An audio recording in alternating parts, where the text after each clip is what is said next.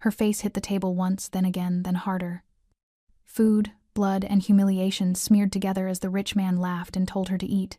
What he didn't see was the man in the black suit standing up behind him. And that silence meant his life was already over. If this story pulled you in, make sure to hit that subscribe button so you never miss what's coming next. I've got another unforgettable story dropping tomorrow. And while you're here, jump into the comments and tell me where you're watching from. I love seeing our community from all around the world. All right, let's get back into it. Arthur Vandenberghe heard the slap before he saw what caused it. Sharp, clean, the sound of skin meeting skin with force behind it. He'd heard that sound before. In rooms where men learned consequences, where silence was currency and patience was power. His hand paused on his water glass. At the center of the diner, a woman stood frozen near one of the booths, her worn handbag clutched tight against her chest. She looked exhausted, dark circles under her eyes, clothes that had been washed too many times, shoes with worn heels. She was speaking softly to a man seated at the table, her voice apologetic. The man in the burgundy suit jacket rose from his seat, towering over her. His slicked-back hair caught the diner's overhead lights. Everything about him screamed money, the tailored fit of his jacket, the expensive watch on his wrist, the arrogance in his posture. Simon Phillips. Arthur knew the name, knew the reputation, knew exactly what kind of man stood in front of that trembling woman. "Do you know who I am?" Simon's voice cut through the room like a blade. "Do I look like someone who manages people like you?" The woman, blonde hair pulled back, face pale with hunger or fear, or both, opened her mouth to respond. "I'm sorry," she stammered. "I didn't mean to. I thought you were—" Simon's hand moved faster than she could process. The slap echoed through the diner. Her head snapped to the side. The handbag fell from her grip, contents spilling across the floor. A wallet, tissues, a folded piece of paper that looked like it had been read 100 times. She stumbled backward, one hand rising instinctively to her burning cheek. Simon stepped forward. "You thought I was what?" he demanded. "The manager? Do I look like I work here?" "Please," she whispered. "I'm sorry. He grabbed a fistful of her hair. The diner collectively inhaled. Simon yanked her forward, forcing her down toward the table where his half-eaten meal sat cooling. Plates, silverware, a glass of water that tipped and spilled as he shoved her closer. "I said," Simon hissed, his face inches from hers. "Do I look like I manage people like you?" He slammed her face into the table. Once. The impact was brutal. Her forehead hit the wood hard enough to rattle the dishes. Ketchup and grease smeared across her cheek as Simon ground her face into the mess. "Eat," he commanded, his voice dripping with contempt. She gasped, struggling to breathe through the humiliation and pain. Her hands scrabbled against the table edge, trying to push herself up. Simon slammed her down again. Harder this time. Blood appeared, a thin line from her nose mixing with the sauce already staining her skin. "Say you're sorry," Simon ordered. "I'm sorry," she choked out, tears streaming down her face. "Please, I'm so sorry." He pulled her head up just enough to let her speak clearly, then drove it back down into the table with sickening force. The sound was worse the third time, flesh and bone against unforgiving wood. Someone in the back booth gasped. A woman covered her mouth. A teenage boy held up his phone, recording everything with shaking hands. No one intervened. Simon's friends, 2 younger men seated at a nearby table, laughed. One of them raised his phone higher, making sure to capture the perfect angle. "That's what you get for interrupting my meal," Simon said, finally releasing her hair. The woman collapsed against the booth, sliding halfway to the floor. Her breathing came in ragged sobs. Blood dripped from her nose onto her gray sweater, already stained, already worn thin from too many washes and not enough rest between them. Simon straightened his burgundy jacket, smoothing down the fabric as if brushing off dust. He turned to his friends with a satisfied smirk. "Some people need to learn their place," he announced to the room. That's when Arthur moved. Not quickly, not dramatically. He simply stood. The motion was quiet, controlled, but something about it pulled every eye in the diner toward him. Arthur Vandenberghe was not a tall man, but presence had nothing to do with height. His black suit was immaculate, no tie, collar open just enough to seem casual despite the clear expense of the tailoring. His dark hair was neatly styled, though a few strands fell across his forehead. His face was unreadable, but his eyes, cold, focused, the kind of eyes that had seen violence and chosen when to deliver it. He walked forward with measured steps, hands loose at his sides. Simon noticed the movement and turned, irritation flashing across his features. "What?" Simon snapped, You got a problem? Arthur didn't answer immediately. He stopped a few feet away, his gaze dropping briefly to the woman still trembling on the floor, then rising back to Simon's face. I think, Arthur said quietly, you've made enough noise. Simon's friends went silent. The teenager lowered his phone. Simon laughed a short, sharp bark of disbelief. Who the hell are you supposed to be? Arthur tilted his head slightly, as if considering the question. Then he stepped closer, close enough that Simon had to look up just slightly to maintain eye contact. Someone, Arthur said, his voice barely above a whisper. You should have recognized sooner. Simon's smirk faltered. Arthur let the silence stretch, let it press against Simon's bravado until cracks began to show. Then Arthur leaned in, just enough that only Simon could hear what came next. The Vanderbilt deal, Arthur murmured. The one you tried to reroute through your shell company last month. Ring any bells? Simon's face went pale. Arthur straightened, taking one step back. His expression never changed. No anger, no satisfaction, just fact. You'll hear from me, Arthur said. Then he turned and walked toward the woman still crumpled against the booth. He crouched down, extending one hand. She stared at him through tear-streaked eyes, confusion and fear battling across her face. Can you stand? Arthur asked gently. She nodded, though her hands shook as she accepted his help. Arthur pulled her upright with careful strength, steadying her when she swayed. He picked up her fallen handbag, gathering the scattered contents without looking at them, and pressed it back into her hands. Go, he said softly. You're done here. She opened her mouth whether to thank him or ask who he was. Arthur would never know. He was already walking toward the exit. Behind him, Simon stood frozen, his burgundy jacket suddenly feeling too tight. The diner remained silent, and in that silence, Simon Phillips realized he'd just made the worst mistake of his life. Daniela Mitchell sat on the edge of the motel bed, staring at the blood-stained tissue in her hands. Her face throbbed. Her nose had finally stopped bleeding, but the humiliation that burned hotter than any physical pain. She could still feel Simon Phillips's hand in her hair, could still smell the grease and ketchup that had smeared across her cheek, could still hear the laughter. The room was small, cheap, $15 a night at a place that didn't ask questions as long as you paid cash. The kind of place where the shower leaked and the mattress had springs that dug into your back no matter how you positioned yourself. But it was shelter, and shelter was more than Daniela had most nights. She stood slowly, wincing as her body reminded her of every impact, and walked to the cracked mirror above the dresser. The woman staring back looked like a stranger, bruise forming on her left cheekbone, split skin near her hairline, eyes red from crying and exhaustion. When did I become this person? The answer came unbidden. 3 months ago. 3 months ago, Daniela had a different reflection. She'd worn clean clothes that fit properly. Her hair had been professionally cut. Her smile had come easier, even if her marriage hadn't been perfect. Thomas Mitchell had been a good man. Not wealthy, not powerful, but steady. He worked construction, came home tired, and never raised his voice. Their apartment had been small, but theirs. Their life had been simple but stable. Then his heart stopped on a job site.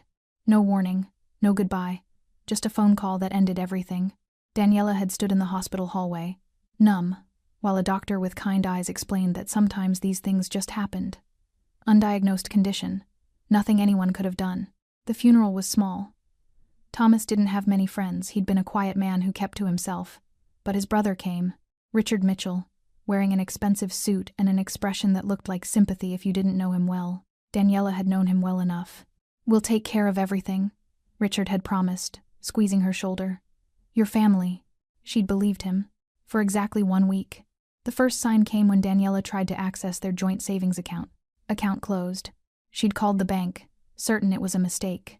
The representative had been apologetic but firm. The account had been closed by the secondary holder Richard Mitchell, who'd been added years ago when Thomas needed help managing finances during a previous medical issue. Daniela had called Richard immediately. It's for your own good, he'd explained, his voice smooth. You're grieving. You're not thinking clearly. I'm protecting Thomas's money until you're in a better place mentally. That's my money too, Daniela had said, her voice shaking.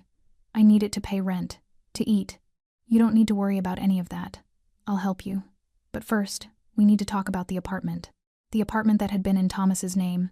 The apartment Richard now controlled as executor of his brother's minimal estate. You can't stay there, Richard had said. It's too expensive. Too many memories. I've already found someone to sublet it. You can stay with me and Patricia for a while, just until you get back on your feet. Daniela had refused. She'd found a lawyer, a tired-looking woman who'd reviewed the documents and delivered the truth Daniela already knew in her gut. Legally, he's within his rights. Your husband didn't have a will. Under state law, the brother has authority as next of kin to manage the estate. And since your name isn't on the lease or the account, Daniela had left that office with nothing but the knowledge that everything she thought was hers had never legally belonged to her at all. The eviction notice came 2 weeks after the funeral. Daniela packed what she could carry into 2 suitcases and left the rest behind. Clothes, photos. The coffee maker Thomas had bought her for their anniversary. All of it abandoned because Richard wanted her gone and had the power to make it happen. She'd tried calling him one last time. "Why are you doing this?" she'd asked, her voice breaking. "Thomas loved me. He would never—" "Thomas is dead," Richard had interrupted. "And you were always a burden he couldn't afford. I'm not going to enable your dependence the way my brother did." The line went dead. Daniela had stood on the sidewalk outside her former home, 2 suitcases at her feet, and realized she was completely alone. The shelters came first. Cold buildings filled with desperate people and overworked staff. Daniela had stayed in 3 different ones over the course of a month, moving when beds filled up or when the maximum stay limit kicked in. She'd applied for jobs, dozens of them. But her work history was sparse. She'd stayed home the last few years after a car accident had left her with chronic pain that made standing for long periods difficult. Employers saw the gaps in her resume and moved on to the next applicant.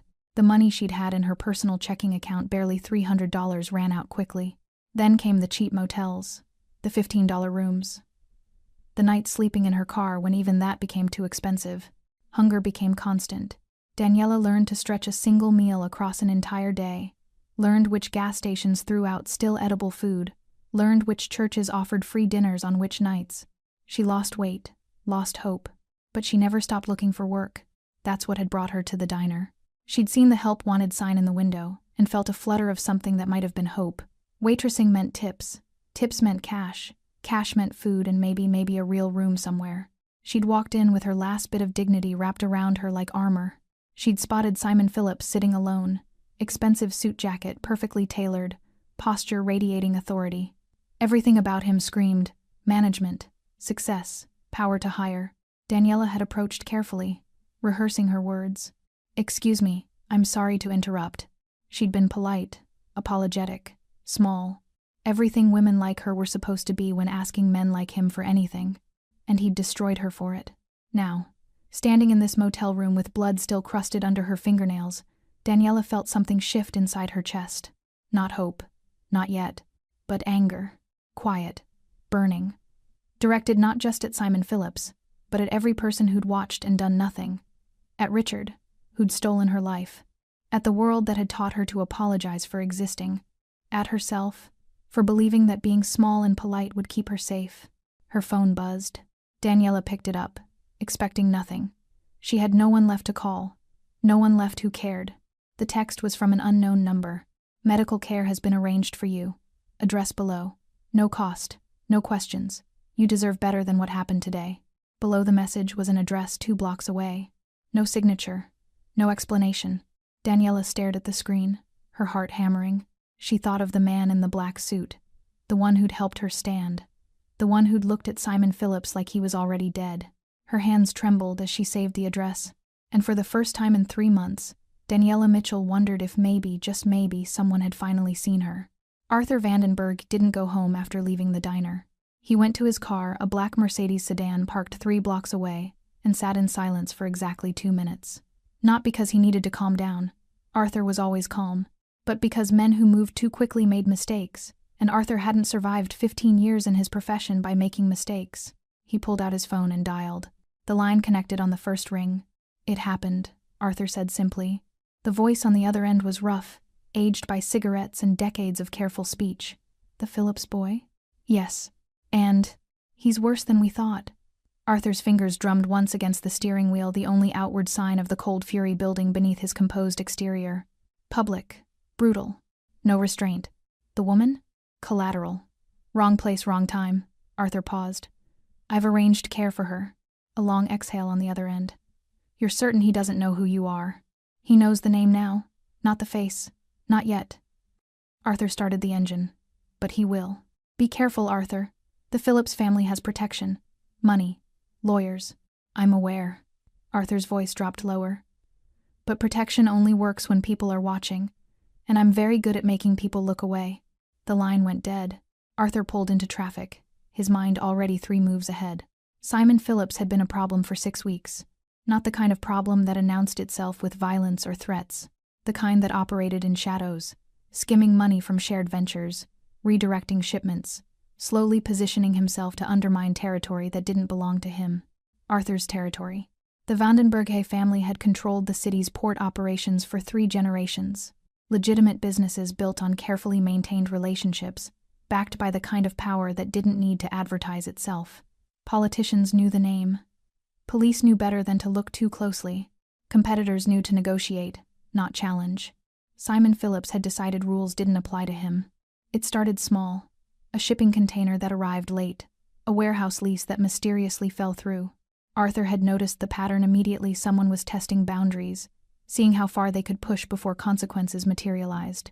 Arthur had his people investigate. They'd traced it back to Phillips Enterprises, a real estate and investment firm run by Simon's father, Gregory Phillips. Old money. Established reputation. The kind of family that donated to museums and had their names on hospital wings. But beneath the philanthropic facade, Gregory Phillips was expanding, aggressively. His son Simon was the tip of that spear, young, ambitious, and too arrogant to understand that some territories came with invisible borders you crossed at your own peril. Arthur had planned to handle it quietly. A meeting. A clear explanation of boundaries. Perhaps a small financial consequence to reinforce the lesson. Then he'd watched Simon Phillips slam a starving woman's face into a table for asking for a job. And Arthur had realized Simon wasn't just a business problem. He was a cancer that needed to be cut out completely. The medical clinic was small, discreet, and asked no questions. Arthur had used it before for people who needed care but couldn't afford hospitals, or couldn't risk official records. The doctor, an older man named Hayes, owed Arthur more favors than either of them bothered counting anymore. Arthur called ahead. "I'm sending someone to you. Woman, mid-30s, facial injuries, possible concussion. She'll be frightened. Be gentle." "Understood. The usual arrangement? Bill me directly. If she asks about cost, tell her it's covered by a community fund. Nothing traceable to me." Hayes had worked with Arthur long enough not to ask questions. "She'll be taken care of." Arthur had then sent the text message to Daniela Mitchell, her name and number lifted from the credit card that had fallen from her bag in the diner. He'd memorized both before returning her belongings. Information was currency. And Arthur believed in staying rich. Now, driving through the city streets as afternoon faded into evening, Arthur considered his next move. Simon Phillips needed to understand what he'd stepped into. But understanding required fear, and fear required build-up. Arthur could have Simon eliminated tonight, a single phone call, an unfortunate accident, problem solved. But that would be merciful. And mercy was something Arthur reserved for people who deserved it. Simon Phillips had laughed while grinding a desperate woman's face into spilled food, had treated human suffering as entertainment, had built his entire existence on the assumption that wealth and family name insulated him from consequences. Arthur intended to dismantle that assumption piece by piece. He pulled into an underground parking garage beneath a building he owned under 3 different shell companies, took the private elevator to the 7th floor, walked down a hallway where every security camera had been strategically positioned to capture nothing. His office was sparse. Desk, chair, filing cabinet, window overlooking the city. No personal photographs, no decorations, nothing that revealed more than necessary. Arthur sat down and opened his laptop. The file on Simon Phillips was already comprehensive. 6 weeks of surveillance, financial records, phone logs, known associates. Arthur scrolled through it methodically, looking for pressure points. Simon's friends, trust fund children with expensive habits and no real responsibilities. Easily influenced, easily frightened. Simon's father, Gregory Phillips, whose legitimate business empire depended on maintaining a spotless public image. A son's very public brutality could damage that carefully cultivated reputation. Simon's finances surprisingly leveraged. The expensive suits and arrogant posture hid significant debt. Gambling, mostly. Simon liked to bet on things he thought he understood, and usually didn't. Arthur made notes. Connections began forming in his mind, strategies taking shape. His phone buzzed. A text from Hayes. Patient arrived. Treating now. Multiple contusions, minor laceration, no concussion. She asked 3 times if this was real. Told her yes. She cried. Arthur stared at the message for a long moment. Then he typed a response. Make sure she has food, real food, and give her the address for the shelter on Morrison Street. Tell her they're expecting her. Private room, no time limit. Already done. Arthur set the phone down. Most people thought power meant being loud. Meant making people see you, fear you, acknowledge your dominance. Simon Phillips thought power meant humiliating a starving woman in public while his friends filmed it. But Arthur had learned different lessons in different rooms. Real power was patient. Real power moved in silence. Real power didn't announce itself. It simply appeared when the moment was right. And by then, it was already too late to run. Simon Phillips had no idea what was coming. He thought he'd humiliated a nobody and been interrupted by a stranger. He didn't know the stranger had a name that could end bloodlines. He didn't know the investigation had been running for weeks. He didn't know that everything he'd built his identity on was about to collapse. Arthur Vandenberge opened a new file on his computer. He titled it, Consequences, and he began to type. Simon Phillips stood in front of the floor-to-ceiling windows of his penthouse apartment, swirling bourbon in a crystal glass, and tried to convince himself he wasn't nervous. The city sprawled below him, lights glittering like scattered diamonds, traffic flowing in rivers of red and white. From up here, everything looked small, manageable, beneath him. That's how Simon preferred to see the world. But the man's words kept echoing in his head. The Vanderbilt deal. The one you tried to reroute through your shell company last month? Simon took a long drink. It was probably nothing. Some low-level investigator his father had hired to keep tabs on business operations. Gregory Phillips was always paranoid about competition, always looking over his shoulder at enemies that existed more in his imagination than reality. Simon's phone buzzed. He glanced at the screen and ignored it. His friends, probably still laughing about the diner incident. The video had already made its rounds through their private group chat. 23 messages, mostly crying laughing emojis and comments about putting trash in its place. Simon smiled despite himself. That's what the woman had been. Trash. The kind of desperate nobody who thought she could interrupt his meal and waste his time with her pathetic existence. He'd done the world a favor. Simon Phillips had been doing the world favors his entire life. At least that's what his father had always told him. We're Phillips men, Gregory would say, usually while looking over quarterly reports or preparing for another charity gala. We don't apologize for success. We don't bow to people who haven't earned our respect. The world needs men who understand their value. Simon had understood his value from an early age. He was 7 when he'd pushed another boy off the playground equipment at his private school. The boy had broken his arm. Simon's father had made a donation to the school, and the incident disappeared from all official records. See? Gregory had said on the drive home. Money fixes everything. Remember that. Simon remembered. At 14, he'd been caught cheating on exams. His father hired lawyers who threatened the school with defamation lawsuits. The teacher who'd reported it was quietly let go at the end of the semester. At 19, there'd been an incident at a college party. A girl who'd drunk too much, who couldn't remember details, who'd told friends that something had happened she hadn't wanted. Simon's father had settled quietly, and the girl transferred to a school on the opposite coast. These things happen, Gregory had explained. Women get confused. They regret their choices and try to blame men of value. We protect ourselves.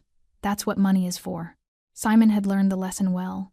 By 25, he was working for Phillips Enterprises, handling special projects, the ventures his father didn't want officially connected to the family name. Real estate deals that required pressure, business acquisitions that needed motivation, territory expansion that demanded a certain flexibility with rules. Simon excelled at it. He wasn't bound by his father's old-world caution. Gregory still believed in maintaining appearances, in playing the long game, in avoiding unnecessary attention. Simon believed in taking what you wanted and daring anyone to stop you. The Vanderbilt deal had been Simon's idea. Phillips Enterprises had been negotiating a partnership with Vanderbilt Logistics, a shipping and warehousing operation that controlled significant port access. The deal was straightforward. Shared warehouse space, split profits on certain shipping routes, mutual benefit. But Simon saw opportunity. The Vanderbilt operation was old, established, comfortable. The kind of business that ran on handshake agreements and reputation. They weren't watching the details closely enough. Simon had created a shell company, Bennett and Associates, and quietly rerouted 3 shipments through it before they reached the official shared warehouse. Small amounts, test runs, enough to skim profit without triggering immediate red flags. It had worked perfectly, until today, until the man in the black suit had said those words. The Vanderbilt deal. Simon finished his bourbon and poured another. He pulled out his phone and opened the group chat with his friends. Simon. Anyone know who runs Vanderbilt Logistics? The responses came quickly. Tyler. No idea. Why? James. Some old family business, I think. Why are you asking? Simon. Just curious. Someone mentioned it today. Tyler. This about the diner thing? Dude, that video is gold. James. You should post it publicly. Simon. Not yet. Keep it private for now. He switched to a different contact. His father's assistant, a woman who'd worked for Gregory for 15 years and knew how to find information quietly. Simon. Need background on Vanderbilt Logistics.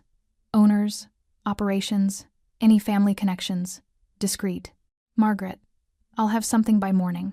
Simon set the phone down and walked to the window again. He tried to recall the man's face. Dark hair, black suit, calm eyes. Nothing particularly memorable except for the way he'd moved, like he had all the time in the world, like he knew something Simon didn't. That look bothered Simon more than he wanted to admit.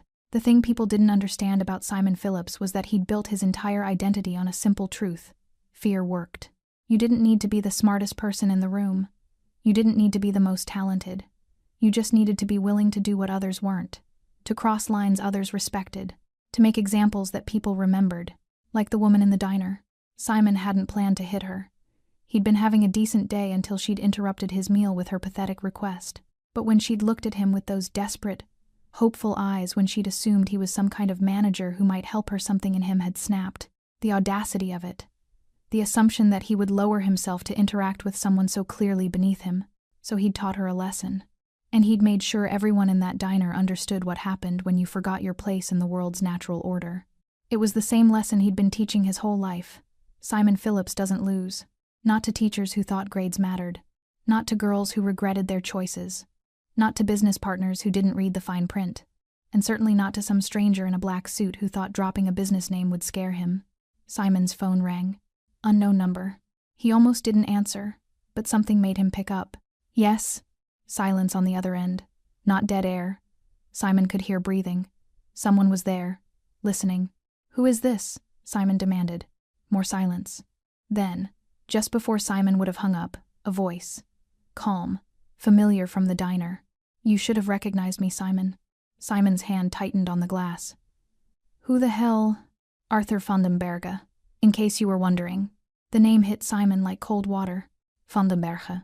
Not Vanderbilt. Van den Berge. I don't know what you think you... 3 shipments, Arthur continued, his voice never rising above conversational. Bennett and Associates. Registered to an address that doesn't exist. Using paperwork signed by people who don't work for Phillips Enterprises. Simon's throat went dry. You've been stealing from me for 6 weeks, Arthur said. I was planning to handle it quietly. A conversation. Financial restitution. Professional courtesy. Simon found his voice. Look, if this is about business, we can. But then I watched you slam a starving woman's face into a table because she asked for a job. Silence. So now, Arthur said softly, I'm going to handle it differently. The line went dead. Simon stood frozen, bourbon forgotten, staring at his reflection in the dark window. For the first time in his life, Simon Phillips felt something he didn't recognize. It took him a moment to identify it. Fear. Daniela woke to sunlight streaming through clean curtains. For a moment, she didn't remember where she was. The bed was too soft. The room was too quiet. The air didn't smell like mildew and desperation. Then it came back. The clinic. Dr. Hayes with his gentle hands and gentler questions. The shelter on Morrison Street, except it wasn't like any shelter she'd stayed in before. Private room. Real bed with clean sheets. A bathroom that didn't require standing in line. Food brought to her door 3 times yesterday by a woman named Rosa who smiled and said, You rest, honey. That's your only job right now. Daniela sat up slowly, testing her face. The swelling had gone down. The cuts were bandaged. The bruises had bloomed into full-color purple and yellow across her cheekbone, but the pain had dulled to a manageable ache. She walked to the small mirror above the dresser. The woman staring back still looked haunted, but for the first time in months, she also looked cared for. Who did this? The question had kept her awake most of the night. The text message had come from an unknown number. Dr. Hayes had deflected every question about payment with the same answer. Community fund. Don't worry about it. Rosa at the shelter had been similarly vague. A benefactor arranges these rooms for people who need them. No strings attached, but Daniela knew better. Nothing came without strings. She'd learned that lesson the hard way with Richard. with the landlord who'd offered her a payment plan that made her skin crawl, with the shelter director who'd suggested she could work off her stay in ways that had nothing to do with cleaning. The world didn't give to people like her. It took, so whose turn was it to take from her now? A knock on the door made her jump. "It's Rosa, sweetheart. I brought breakfast." Daniela opened the door cautiously. Rosa stood there with a tray, scrambled eggs, toast, fresh fruit, orange juice. Real food, hot food, the kind Daniela hadn't seen in weeks. "I can't afford." "It's included," Rosa interrupted gently, setting the tray on the small table by the window. "Everything here is included. Room, meals, medical care. You just focus on healing." Daniela's eyes burned. "Why? Who's paying for this?" Rosa paused at the door, her expression softening. "Someone who thinks you deserve better than what happened to you. That's all I know, honey. And that's all you need to know." She left before Daniela could ask anything else. Daniela sat down in front of the food, her hands shaking. She picked up the fork, took a bite of eggs, and immediately her body reminded her how long it had been since she'd eaten a real meal. She finished everything on the plate, then she cried. 2 days passed in a blur of rest and recovery. Dr. Hayes visited once more, checking her injuries and declaring her healing well. Rosa brought meals and clean clothes, simple things, jeans and sweaters that fit, underwear still in packages. "Donations," Rosa explained. But Daniela saw the tags still attached and knew someone had bought them specifically for her. On the 3rd day, there was a different knock. Daniela opened the door to find a man she'd never seen before, older, perhaps 60, with silver hair and a weathered face that suggested a lifetime of careful observation. "Miss Mitchell?" His voice was formal but not unkind. "My name is Thomas Gray. I work for the individual who's been assisting you. He'd like to meet with you, if you're willing. No obligation. You can refuse, and nothing about your current arrangement will change." Daniela's heart hammered. "Who is he?" "Someone who witnessed what happened at the diner. Someone who believes you were treated unjustly." Thomas Gray produced a business card, with nothing but an address and a time. "Tonight, 7 p.m. if you choose to come. A car will be waiting outside at 6:45. And if I don't come, then you continue staying here as long as you need. Your care continues. No consequences." He met her eyes steadily. "He's not that kind of man, Miss Mitchell." Thomas Gray left. Daniela stared at the card for an hour, turning it over in her hands. Every survival instinct screamed at her to refuse, to stay hidden, to take what was being offered and not ask questions that might make it disappear. But another part of her, the part that had survived Richard's betrayal, the shelters, the hunger, the humiliation, that part wanted answers. That part wanted to look this mysterious benefactor in the eye and understand what he wanted from her. Because everyone wanted something eventually. At 6:45, Daniela walked outside. A black car waited, just as promised. The driver said nothing during the 20-minute trip through the city. Daniela watched the buildings change from the shelter's modest neighborhood to something wealthier: glass towers, expensive restaurants, streets that looked cleaned daily. They stopped in front of a building that looked more like a modern art installation than an office. All sharp angles and dark glass. Thomas Gray met her at the entrance. "7th floor, he said, guiding her to a private elevator. "He's expecting you." The elevator opened directly into an office. And there, standing by the window with his back to her, was the man from the diner. Black suit, no tie, same controlled presence that had stopped Simon Phillips mid-violence. He turned as the elevator doors closed behind her. "Miss Mitchell," Arthur Vandenberge said quietly. "Thank you for coming." Daniela's first instinct was to run. Her second was to demand answers. But what came out was something else entirely. "Why?" Arthur gestured to a chair. "Please, sit." She remained standing. "Why are you helping me? What do you want?" "Nothing. Everyone wants something." Arthur's expression didn't change, but something flickered in his eyes: recognition, perhaps, or respect. Fair assumption. Given what you've been through, probably the only smart assumption. "So what's the truth?" Arthur walked to his desk and picked up a folder. He held it but didn't open it. "The truth is, I was already investigating Simon Phillips when I witnessed what he did to you. His attack on you wasn't random cruelty, it was confirmation of something I already suspected.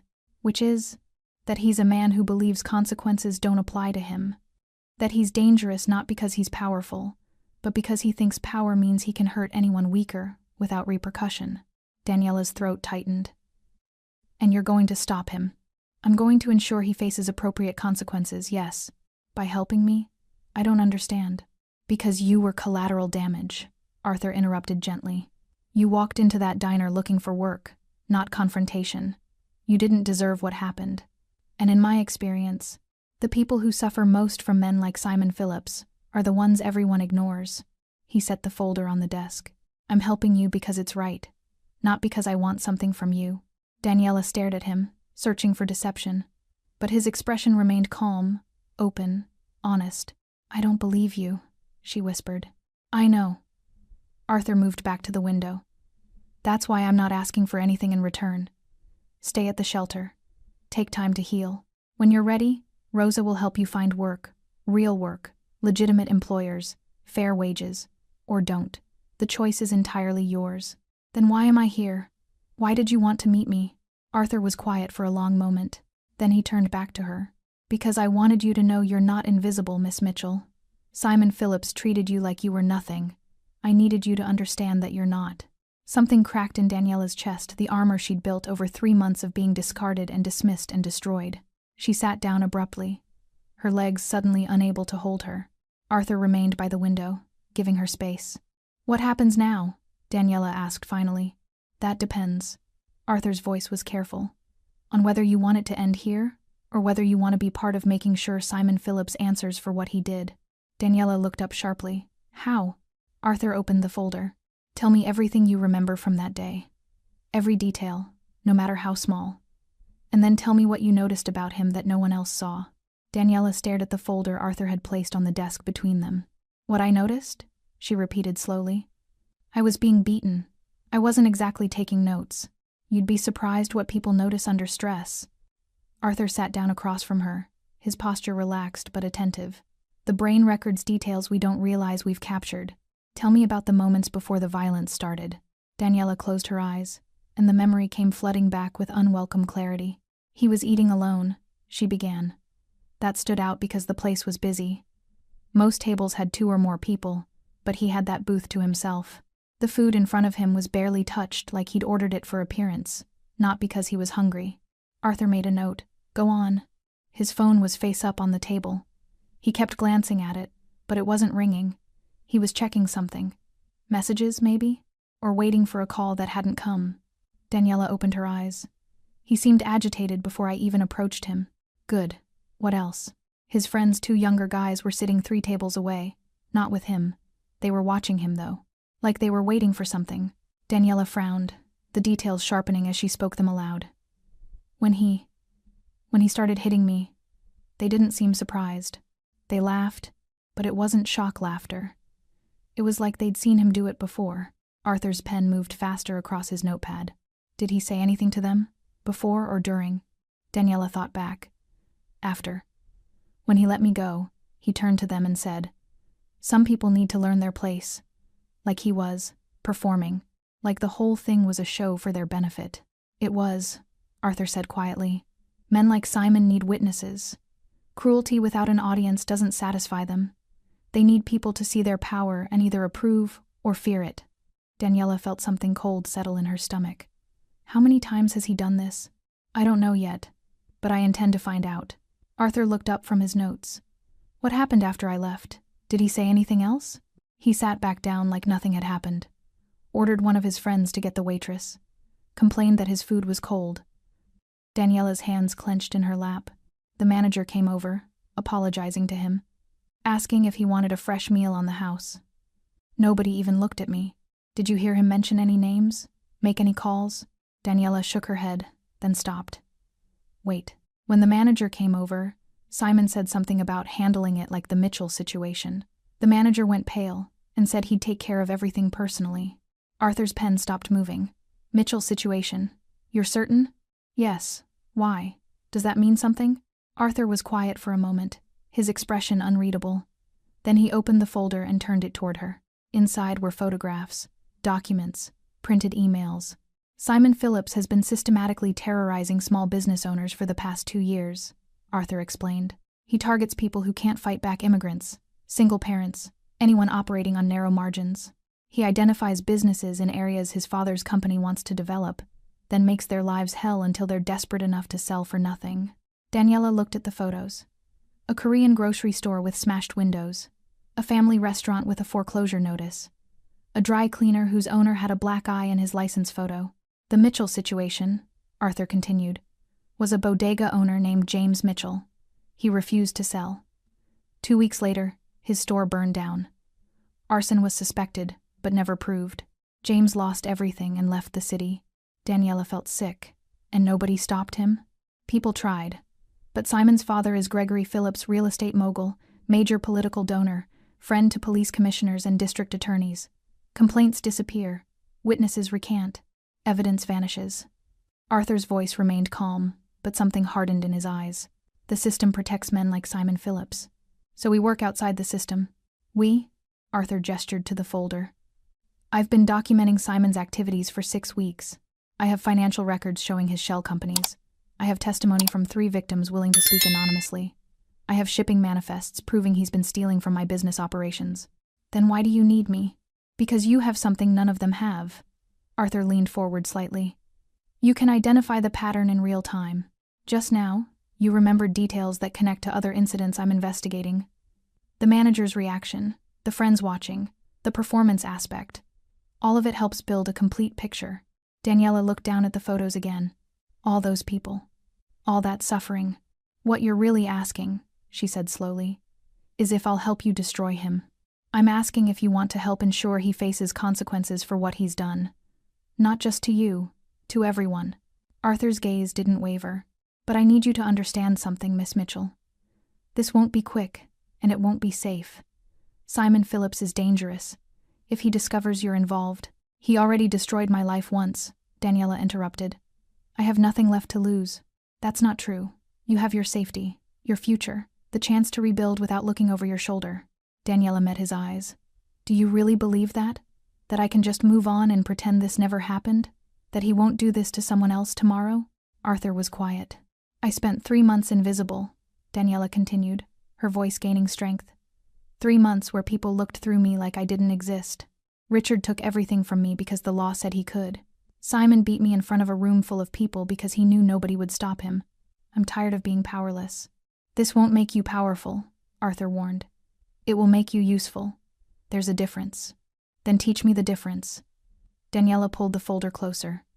Tell me what you need. For the next 2 hours, Arthur walked her through his investigation. He showed her financial documents she didn't fully understand, but could see the patterns in money moving in circles. Companies that existed only on paper.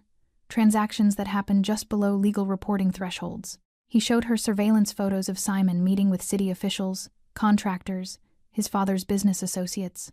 He explained how Simon's operation worked.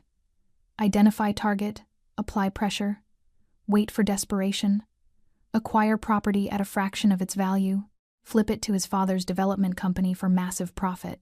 It's legal enough to avoid prosecution, Arthur explained, but built on a foundation of intimidation and violence. The courts can't touch him because the victims are too scared to testify, and the evidence is always 1 degree removed from directly linking back to him. So how do we stop him? We don't stop him through courts. Arthur closed the folder. We dismantle his support structure. His friends, his business partners, his protection. We make him radioactive, and then we make sure everyone knows exactly what kind of man he is. Daniela absorbed this. That sounds like it takes time. It does. Weeks, maybe months, which is why I need someone who can watch, listen, and remember details others miss. Someone he's already dismissed as irrelevant. Arthur paused. Someone like you. You want me to get close to him? Daniela's stomach turned. I can't. No, never directly. That would be too dangerous. Arthur shook his head firmly. But I need someone who can observe from a distance, who can spot inconsistencies in his patterns, who can help me connect pieces I might miss because I'm too focused on the business aspect. He pulled out a new folder thinner than the first. These are Simon's known associates, his friends, his employees, the businesses he frequents. I need you to study them. When you see them in my surveillance photos or reports, I need you to tell me what doesn't fit, what looks wrong, what seems off. Daniela opened the folder carefully. Inside were dossiers on the 2 friends from the diner, Tyler Bradshaw and James Cordova, both from wealthy families, both with minor criminal records that had been expunged, both employed by Phillips Enterprises in vague consulting roles that seemed to require no actual work. You have a gift, Miss Mitchell, Arthur said quietly. You notice things. It's probably why you survived 3 months on the street when others wouldn't have lasted 3 weeks. That skill, that awareness is exactly what I need. Daniela looked up at him. And you really don't want anything else from me? I want Simon Phillips to face justice. You want the same thing. Our goals align. Arthur stood. But if at any point you want to stop, you stop. No questions, no consequences. The help I've provided isn't conditional on your participation. He walked to the window, giving her space to decide. Daniela looked down at the folder in her hands. At the faces of men who'd laughed while she bled. She thought about James Mitchell's burned bodega, about the other victims in Arthur's photographs, about 3 months of being invisible while the world stepped over her. When do we start? She asked. Arthur turned back to her, and for the first time, something that might have been a smile touched the corner of his mouth. We already have. Tyler Bradshaw sat in his father's study, staring at the letter in his hands, and tried to remember why being Simon's friend had ever seemed like a good idea. The letter was from Harvard Law School, the program he'd been accepted to 3 months ago, the future his family had planned since he was 12 years old. We regret to inform you that your admission has been rescinded following a review of your conduct. Tyler read it twice, his hands shaking. His father stood by the window, silent. That was worse than yelling. Richard Bradshaw didn't yell. He simply withdrew support, and in their world, withdrawal of support meant the end of everything. I didn't do anything, Tyler said finally. This is insane. They can't just... They can. His father's voice was cold. Someone sent them video footage of you participating in an assault, in a public establishment. While laughing and filming, Tyler's stomach dropped. The diner thing?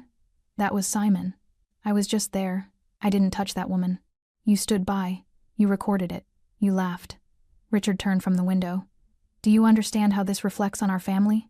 On the firm? I have clients who donate to Harvard. I have partnerships that depend on our reputation. Dad, please. You're cut off.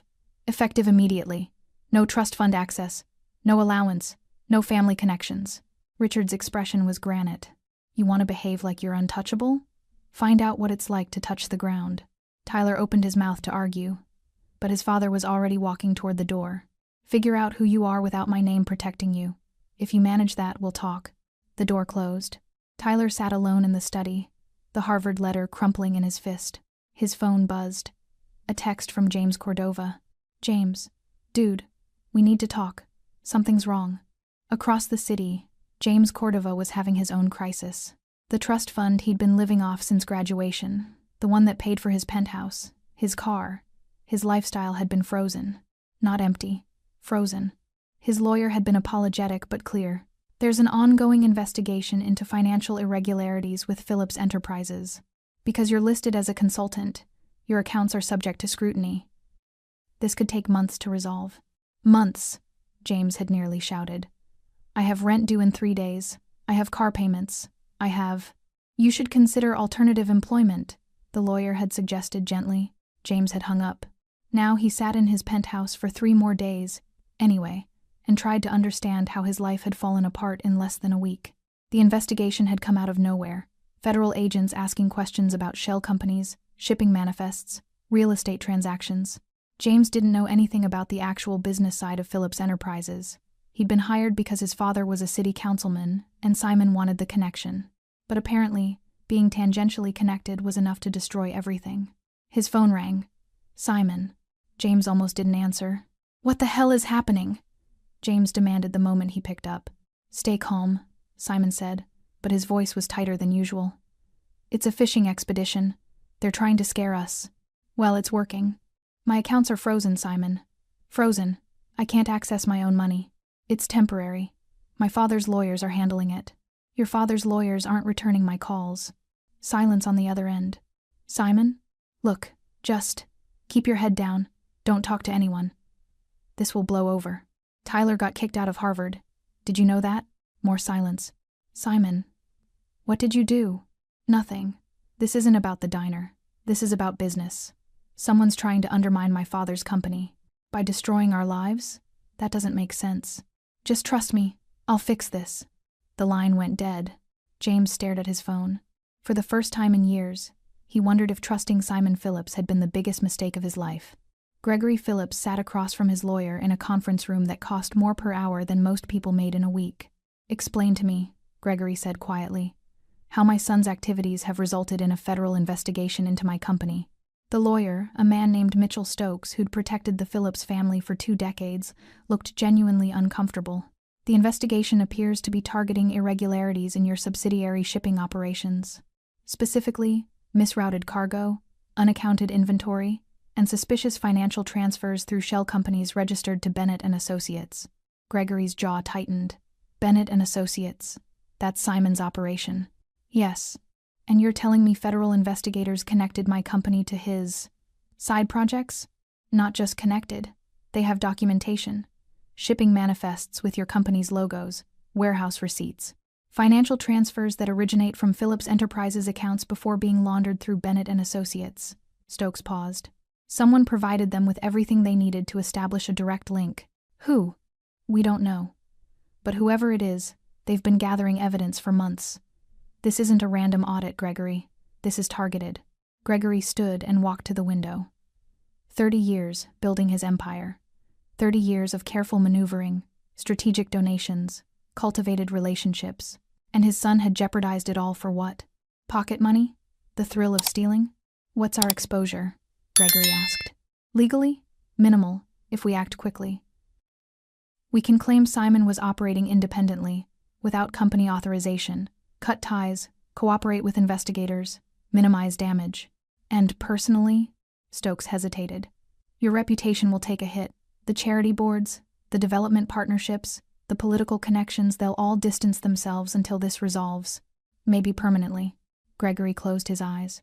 "There's something else," Stokes continued carefully. "The investigator leading this has been making inquiries about Simon's personal conduct. The restaurant incidents, the harassment complaints, the settlements your office arranged, those were handled quietly. They were. But someone's been talking to those victims, offering them legal representation, encouraging them to go public." Gregory turned slowly. "Who?" "We don't know. But whoever is orchestrating this isn't interested in just business prosecution. They're building a character case. They want to destroy Simon completely."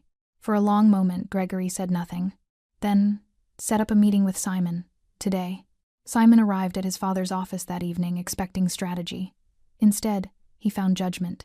Gregory stood behind his desk, hands clasped behind his back, expression colder than Simon had ever seen. "To do." Simon sat. "Do you have any idea what you've done?"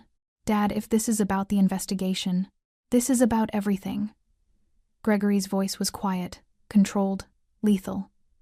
"The theft, the shell companies, the intimidation tactics, the public assault that was recorded and distributed. Every stupid, arrogant decision you've made coming due all at once." Simon felt his chest tighten. "I was expanding our operations, making moves you were too cautious to. You were stealing, from partners I've worked with for years, from operations that require discretion and trust." Gregory leaned forward. "Do you understand what you've cost me? The relationships you've destroyed? The reputation you've damaged? I can fix this." "No." Gregory's voice was final. "You can't, because you're no longer affiliated with Phillips Enterprises. Effective immediately, you're terminated. No severance, no references, no family backing." Simon stood abruptly. "You can't do this. I'm your son. You're a liability, and I don't protect liabilities. I eliminate them. Dad, the penthouse is company property. You have 48 hours to vacate. Your company credit cards are canceled. Your trust fund access is revoked pending resolution of the investigation." Gregory's expression never changed. "You wanted to prove you could operate independently? Prove it." Simon felt the room tilt. "This is because of that woman? The diner? That's what this is really about? This is about you thinking consequences don't apply to you, thinking you could act without restraint because my name would protect you." Gregory walked to the door and opened it. "You were wrong. Who's doing this?" Simon's voice rose. "Someone's targeting me. Someone set this up. If you'd just help me find out who." "I know who." Simon froze. "What?" "Arthur Vandenberge. The man you stole from. The man you dismissed in that diner." Gregory's smile was bitter. "The man whose operation you didn't bother researching before you decided to cheat him." The name hit Simon like a physical blow. "He's been dismantling you piece by piece," Gregory continued. "And I'm not going to stop him. Because maybe losing everything is the only way you'll learn that real power doesn't come from hurting people weaker than you. Gregory gestured to the hallway. Get out of my office, Simon. And don't come back. Simon stood there, speechless, as his father turned away. And for the first time in his life, Simon Phillips understood what it meant to be alone. Simon Phillips sat in the basement of a building he didn't recognize, at a table he hadn't chosen, waiting for a man he'd underestimated. The room was concrete and sparse. One table, 2 chairs, a single overhead light that cast harsh shadows. No windows. One door locked from the outside. Simon had arrived 30 minutes ago, escorted by 2 men who'd said nothing except, "Mr. Vandenberg is expecting you." He'd considered running, but where would he go? His penthouse was gone. His bank accounts were frozen. His father had disowned him. His friends had stopped answering his calls. The door opened. Arthur Vandenberg entered, wearing the same black suit Simon remembered from the diner. No tie. Calm expression. He carried a folder and set it on the table before sitting down across from Simon. "Thank you for coming," Arthur said quietly. "Like I had a choice." "You always have choices, Simon. You've simply run out of good ones." Arthur opened the folder. "Let's review what's happened over the past 3 weeks." Simon's jaw clenched. "Your trust fund has been frozen due to ongoing federal investigation. Your employment with Phillips Enterprises has been terminated. Your father has publicly distanced himself from you. Your friends Tyler Bradshaw and James Cordova have both retained separate legal counsel and are cooperating with investigators." Arthur's voice never rose. "Your penthouse has been vacated. Your car has been repossessed. Your club memberships have been revoked." "You did this," Simon hissed. "I provided evidence of crimes you committed. The consequences are yours." Arthur turned a page. "Let's talk about those crimes. Theft of approximately $400,000 in rerouted shipments. Fraud through shell company operations. Intimidation and assault of 7 documented victims.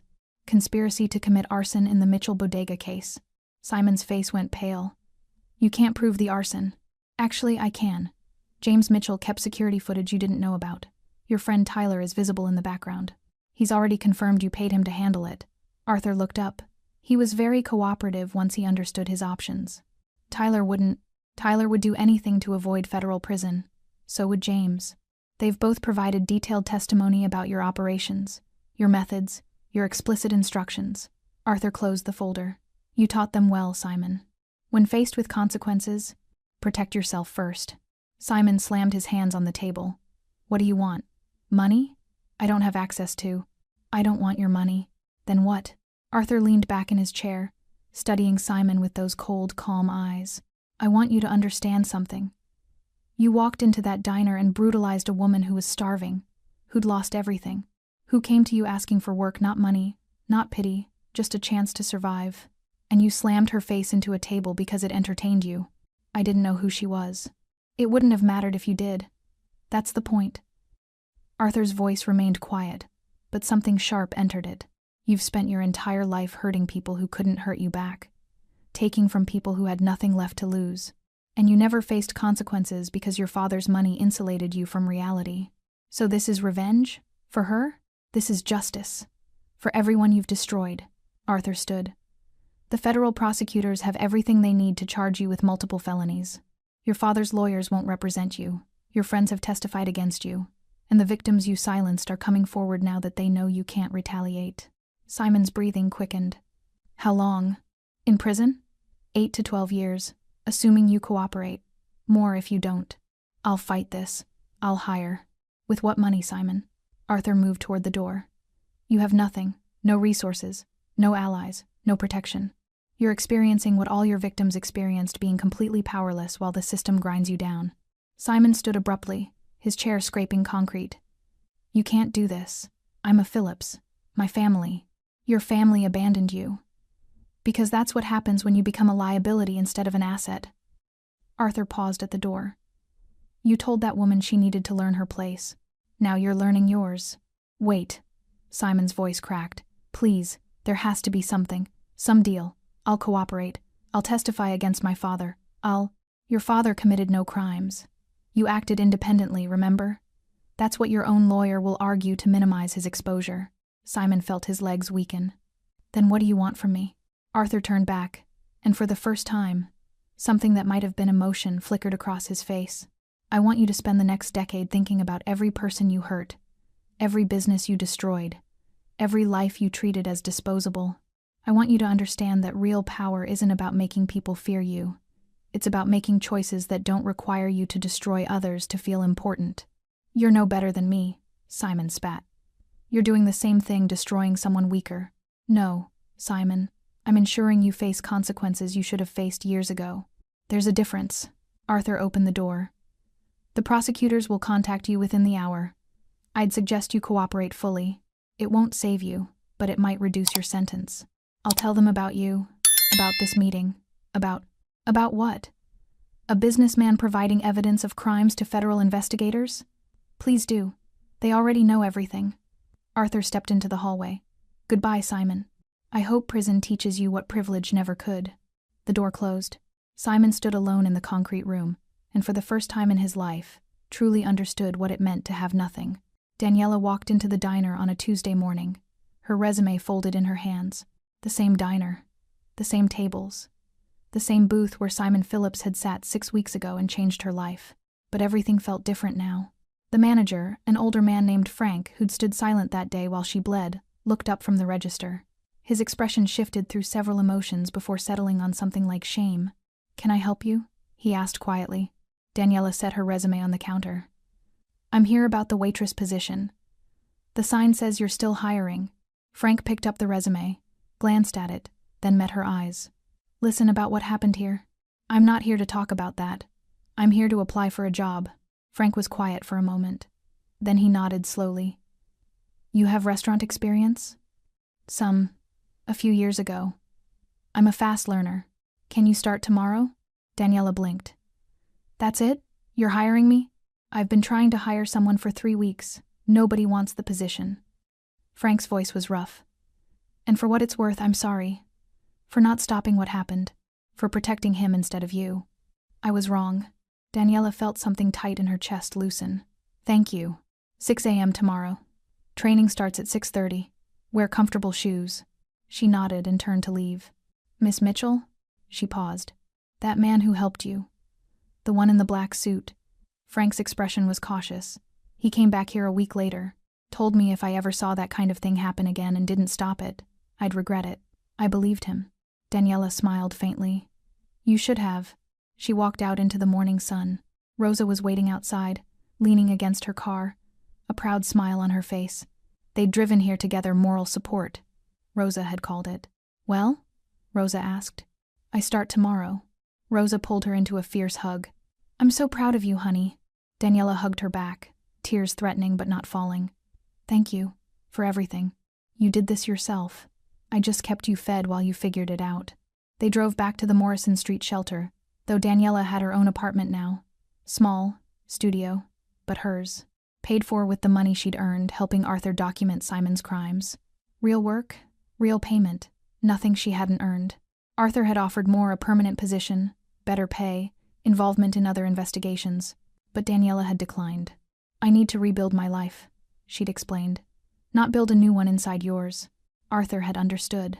He'd helped her find the apartment, co-signed the lease when her credit was too damaged, and then stepped back. No strings, no expectations, just like he'd promised. That evening, Daniela sat in her apartment and opened her laptop. She'd started writing 3 weeks ago, not for publication, just for herself.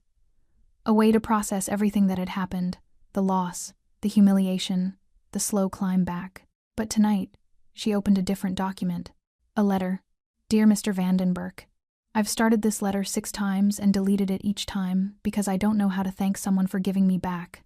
Something I didn't realize. I'd lost my belief that people can be good without wanting something in return. You helped me when I had nothing to offer.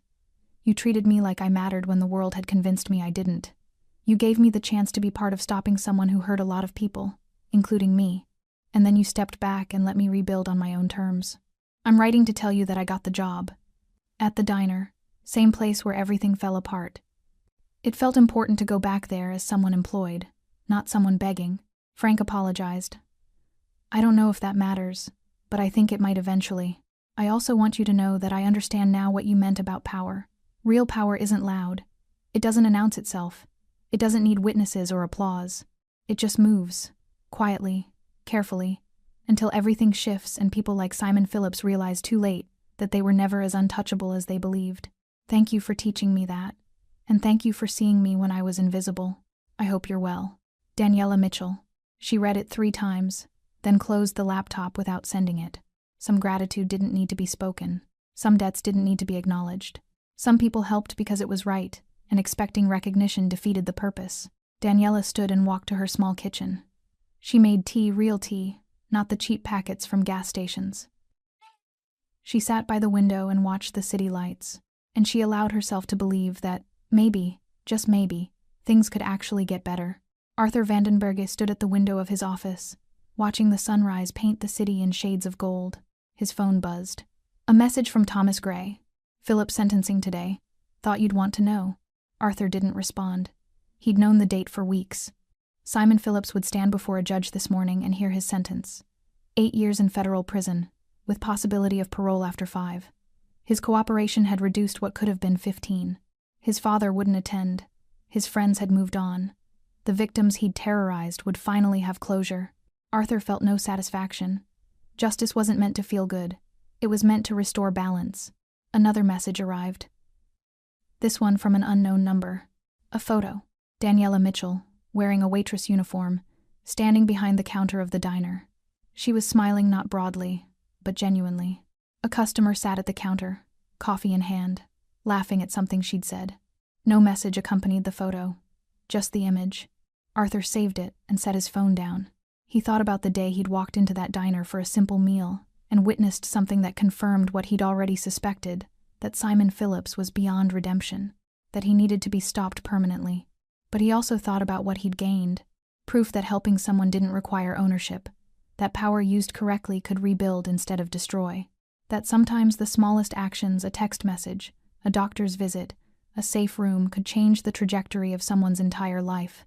Thomas Gray entered without knocking. The federal prosecutor called. Phillips accepted the plea. It's done. Good. The victims are satisfied. Mitchell's family has received restitution. The businesses he destroyed are being compensated through seized assets. Arthur nodded. And the woman? Daniela Mitchell? She's exactly where she needs to be. Arthur turned from the window. Working, rebuilding, living. Thomas studied him. You did good work here. We did good work. You, me, everyone who helped gather evidence.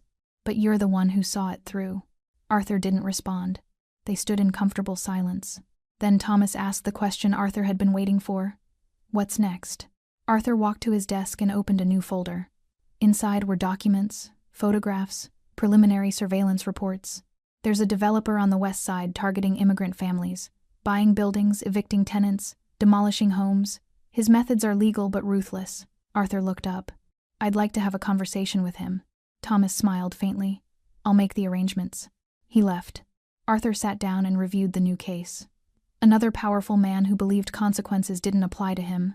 Another investigation that would take patience, documentation, careful maneuvering. Another opportunity to prove that real power didn't shout. It watched. It waited. It moved when the moment was right. His phone buzzed again. Another message from the unknown number. Thank you. 2 words. Nothing more. Arthur typed a response. You're welcome. Keep moving forward. He sent it and deleted the conversation. Some connections didn't need to be maintained. Some debts didn't need to be acknowledged. Some people helped because it was right, not because they wanted credit. Arthur closed the folder and stood. The city spread out before him, millions of people living their lives, most of them good, some of them predatory, all of them navigating systems designed to protect the powerful. But systems had cracks. And in those cracks, men like Arthur operated. Not heroes, not villains. Just people who understood that silence could be more powerful than noise, that patience could accomplish what force never would, that watching and waiting could bring down empires built on arrogance. Simon Phillips had thought power meant being loud, meant making people see him, fear him, acknowledge his dominance. Arthur Vandenberge had proved that real power doesn't shout. It watches. It waits. And when the moment comes, it moves with precision that leaves no room for escape. Simon Phillips learned that lesson in a concrete room with no exit. And somewhere in the city, a woman who'd been invisible finally felt seen. That was justice. That was enough. Thanks for staying with this story. Right till the final moment, you're the reason these stories come alive. If you're ready for another powerful journey, just tap the next video on your screen. And before you go, leave a quick comment and rate this story from 1 to 10. I'm excited to see your thoughts and connect with you down there.